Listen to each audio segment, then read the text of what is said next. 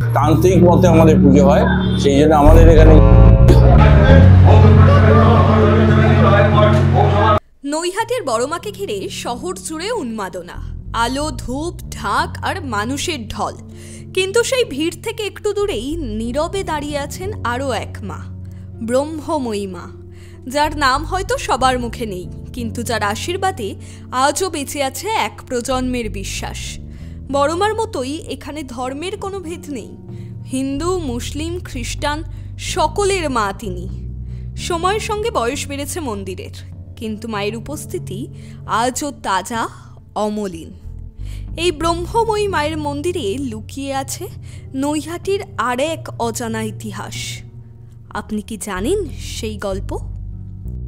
দেবী কালী কেবল মৃত্যুর দেবী নন, কেবল সংহারিণী নন, তিনি সৃষ্টির দেবীও বটে। আর সৃষ্টির দেবী বলেই তিনি ব্রহ্মময়ী। পরম ব্রহ্মের শক্তি তার মধ্যে নিহিত, ব্রহ্মের দ্বারা পরিপূর্ণ তিনি নিজেই পরম ব্রহ্মের প্রকাশ, সৃষ্টি, স্থিতি ও লয়ের প্রতীক। নৈহাটির পতিত পাবনী গঙ্গার তটেই রয়েছে দেবী ব্রহ্মময়ীর মন্দির। নৈহাটি ফেরিঘাট থেকে কিছুটা দূরে অরবিন্দ রোড থেকে বাঁ দিকের গলিতে রয়েছে এই মন্দির। সেখানে বিরাজ করেন দেবী ব্রহ্মময়ী। মন্দিরের বয়স প্রায় 70 বছর।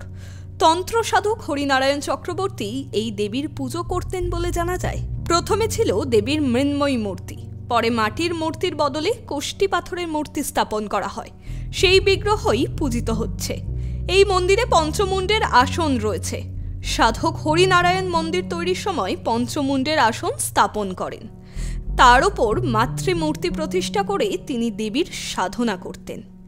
আরও একটি মতে 1968 সালের আগে জৈনিক রামধন চক্রবর্তী নামে এক কালী ভক্ত নৈহাটির গঙ্গার তীরে একটি আশ্রম প্রতিষ্ঠা করেন। তার বেশ কিছু শিষ্য ছিল, তিনি জয়গুরু নামে পরিচিত ছিলেন। রামধন চক্রবর্তীর মৃত্যুর পর তার শিষ্যরা ব্রহ্মময়ী কালী মায়ের মূর্তি প্রতিষ্ঠা করেন। 70 দশকে স্থায়ী মন্দির তৈরি হয়। মন্দিরে হয় নিত্য পুজো। এই দেবী মূর্তি চতুর্ভুজা, 4 হাতে খড়গ, মুন্ডু, বরাভয় ও অভয় মুদ্রা। দীপান্বিত অমাবস্যায় অর্থাৎ কালী পুজোয় মহাসাড়ম্বরে দেবীর পুজো হয়। এখানে তন্ত্রমতে পূজিত হন দেবী, তাই প্রচলন রয়েছে। প্রসাদ পুজোর পর ভক্তদের মধ্যে বিতরণ করা হয়। মাকে প্রধান ভোগ হিসাবে মাছ ভোগ দেওয়া হয়। কালী পুজোর দিন ছাড়াও প্রতি শনি ও মঙ্গলবারে মাকে দেওয়া হয় এই মাছ ভোগ। তান্ত্রিক মতে আমাদের পুজো হয়, সেই জন্য আমাদের এখানে কিন্তু আমাদের মন্দিরের তরফ থেকে আমরা একটা দিই। এইবার যারা মানসিক থাকে তারা যারা আসে আমাদের মন্দিরের সামনে দেখবেন, যেটাকে আমরা বলি হাড়ি কাঠ বলে, ওটাকে সেটা লাগানো রয়েছে দেখবেন। এবং তাছাড়া যাদের কোনো মানসিক থাকে তারা আসলে করে আমরা অন্যান্য দিনও করে থাকি, তবে সংখ্যায় কম। এই 4 দিনেই ধরুন যা এখন এবারের পরিস্থিতির কথা বলছি আমি। প্রথম দিন আমাদের আছে পোলাও ভোগ আছে প্রথম দিন, তারপরের দিন খিচুড়ি, তারপরের দিন ফ্রাইড রাইস, লাস্টের দিন সুজি আর লুচি, মানে ওপেন টু অল, প্রত্যেককে আমরা ডিস্ট্রিবিউট করবো। এটা তন্ত্র মতে পূজিত হন দেবী, তাই ঘটে দেওয়া হয় কারণ বা মদ।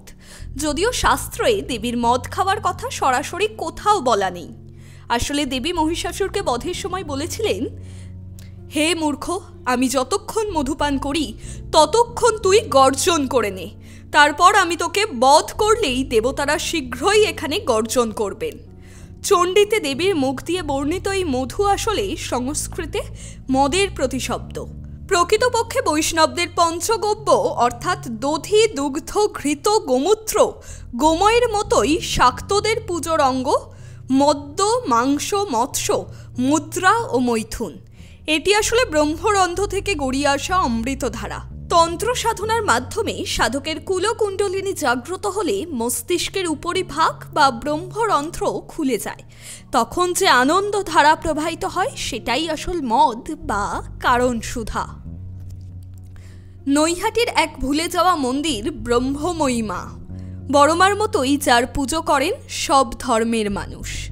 ব্রহ্মময়ী মায়ের সেই মন্দিরের অজানা কাহিনী শুনে আপনাদের কেমন লাগলো জানাতে ভুলবেন না কমেন্টে।